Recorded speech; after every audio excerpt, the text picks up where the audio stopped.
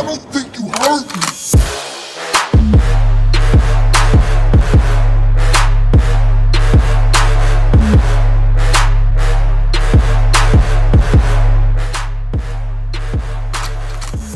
Okay, so I know a lot of people will disagree with me on this one, but hear me out, alright? I know a lot of us Naruto fans hated him as a villain, and we hated how he acted towards Sasuke, especially when they fought in part 1, but in my honest opinion, that was the glory of Itachi's character. He was an end goal for Sasuke, and Masashi Kishimoto did an excellent job on establishing Itachi as this pure evil, psychopathic character to justify Sasuke's behavior and why he was so focused on taking his older brother down this entire time. And while I definitely do love the fact that Itachi ended up being a good guy at the end of the day, in my honest opinion, he did much better as a villain, especially since Itachi doesn't have a lot of screen time as a good guy per se. Now, since this will be my first Naruto video on this channel, I thought let's go on ahead and talk about Itachi and how his villainous persona greatly affected the way the story is told. And maybe after, I can do a character analysis on Itachi and his overall thought process throughout the course of the series. So with all of that out of the way, let's begin.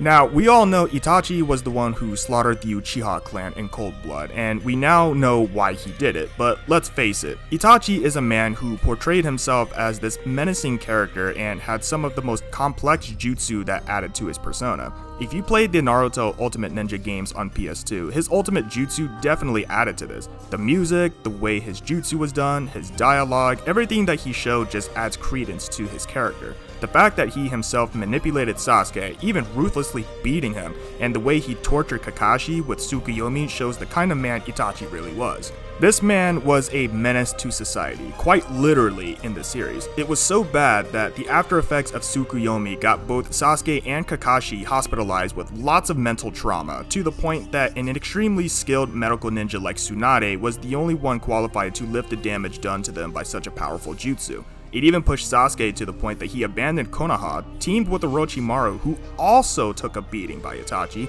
and plot his mission to killing him with his highest priority. Sasuke simply could not allow himself to let Itachi run free, knowing the damage he could cause to other people. He even went as far as to force Sasuke to watch his clan's murder over 500,000 times on the night of the massacre. And who knows how long he forced Sasuke to relive the horror of that day when they fought in part 1. Like psychopaths tend to do, he simply kicked down the door into Sasuke's head and lived there rent-free for years on end, and tempted Sasuke to the point to come find him and fight him. After telling him so many times he just wasn't worth killing, the most disrespectful thing he could say to his younger brother, regardless of the fact that the real reason he didn't kill Sasuke was because his younger brother was most important to him. So to Sasuke, if he wasn't worth killing to Itachi, that told him his life was meaningless anyway, and killing him would accomplish nothing to Itachi's goal.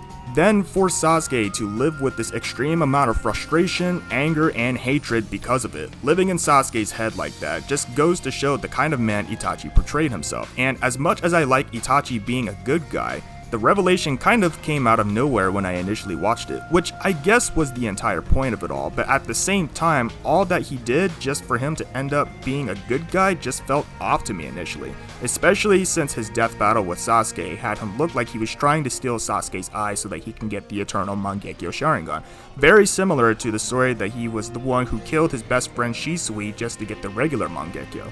To pretty much put it simply, Itachi was the kind of guy where it's like you wanted and loved to hate him. You loved to hate this guy. You wanted to hate this guy.